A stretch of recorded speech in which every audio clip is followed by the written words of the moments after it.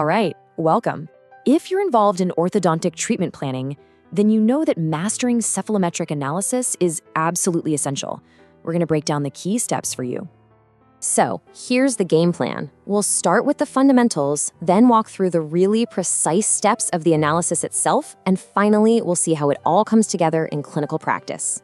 First off, what exactly is cephalometric analysis? Well, simply put, it's our method for evaluating dental and skeletal relationships using those lateral skull radiographs.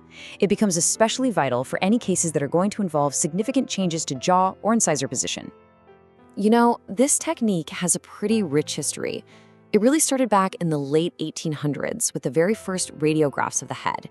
But the whole field was truly formalized in the 1930s, thanks to Holly Broadbent. He pioneered the method of measuring angles and distances to analyze that relationship between the teeth and the skull. And he really established the foundation we still build on today.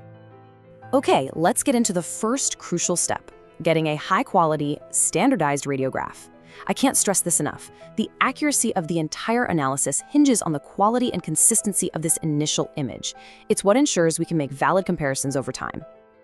And to get that consistency, patient positioning has to be absolutely precise. The patient is oriented with the Frankfurt plane horizontal to the floor, you've got ear rests placed in the external auditory meatus, and the teeth are held in centric occlusion. Look, this standardization is completely non-negotiable if you want a reliable reading. The technical setup is just as standardized. The radiographic source is fixed at a distance of 5 feet from the patient's mid-sagittal plane, and the film is at 30 centimeters. This whole protocol is designed to minimize magnification and distortion, which allows for accurate and, most importantly, repeatable measurements. So, once we have that quality image, the next step is tracing. This is where we identify all the specific anatomical landmarks that we're going to use to form the lines, planes, and angles for our analysis. You can do this the old-school way on an acetate sheet, or, as is much more common today, with specialized digital software. And this slide right here really helps visualize these landmarks. Every single one of these points, from the nasion up at the top to the gonion down at the angle of the jaw, corresponds to a very precise anatomical location that we're about to define. This table gets into the nitty-gritty definitions for some of the most critical points. For instance, the sella and nasion. Together, they define the anterior cranial base, which is our primary reference line. And then you have points A and B, which represent the most anterior extent of the maxilla and mandible. These definitions are universal, and that's what allows for consistent analysis between practitioners. All right, with our landmarks identified, we can finally begin the actual analysis. We're going to start with the anteroposterior or sagittal dimension. This is all about assessing the relationship of the jaws from front to back. We're going to begin with the S&A angle. It's formed by connecting the sella, nasion, and A point. Think of this angle as our gauge. It tells us exactly how the maxilla is positioned, front to back, relative to that stable landmark of the cranial base. So what's the magic number we're looking for? Well, the population average for the S&A angle is 81 degrees, with a standard deviation of plus or minus 3. So clinically, what does this actually mean for us? If you see an angle over 84 degrees, that suggests a protrusive maxilla. If it's under 78, you're likely looking at a maxilla that's retruded. Simple as that. And it's the exact same idea for the S&B angle. It evaluates the position of the mandible. We use that same sella-nasion reference line, but this time we connect it to B point to tell us where the mandible sits in relation to the cranial base.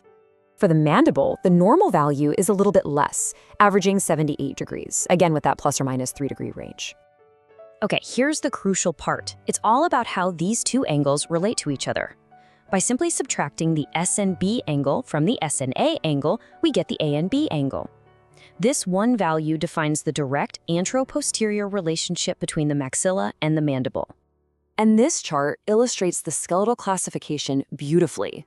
An A and B angle right around 2 degrees. That indicates a balanced class 1 skeletal pattern. If you get an angle greater than 4 degrees, that suggests a class 2 pattern. And an angle less than 2 degrees, or even a negative number, points to a class 3 skeletal relationship. But hang on, here's a critical thinking point for you. What if the patient's cranial base itself is unusual? You know, a high or a low position of that nasient point can artificially skew the SNA and SNB angles, which would make the A and B value totally misleading. So what do you do then? Well, that's where the WITS analysis comes in. It provides that perfect alternative. Instead of using the cranial base, it measures the jaw disharmony by projecting points A and B down onto the functional occlusal plane. This gives us a different and often more clinically relevant perspective on that sagittal relationship. All right, we've covered the front-to-back dimension. Now let's move on and look at the vertical aspects of the face, as well as the specific position and inclination of the incisors. The maxillary mandibular plane angle, or MMPA, gives us some really critical insight into vertical facial proportions. The average is about 27 degrees. An increased angle suggests a long lower facial height and a tendency toward an open bite. On the flip side, a decreased angle indicates a short lower face, which is often associated with a deep closed bite tendency. And of course, we absolutely need to analyze the inclination of the incisors. This table shows some key angular measurements that tell us if the teeth are proclined, angled forward, or retroclined. Getting this right is absolutely critical for planning our mechanics. So at the end of the day, how do we bring all this data together? Well, the true value of cephalometrics is how we integrate it into a comprehensive diagnosis. That's what leads to more effective treatment planning and ultimately better patient care. This analysis isn't some isolated tool just for the orthodontist. It's a vital communication framework for the entire interprofessional team. It's what allows general dentists, orthodontists, and oral surgeons to collaborate effectively, especially when you're planning complex cases like orthognathic surgery. It just ensures meticulous planning for the best possible patient outcomes. And this leaves us with a final, really crucial thought. These cephalometric values, they're population averages. They can and do vary based on age, sex, and ethnicity. So the true art and science of orthodontics is in integrating this objective data with the individual patient's unique clinical presentation and facial aesthetics.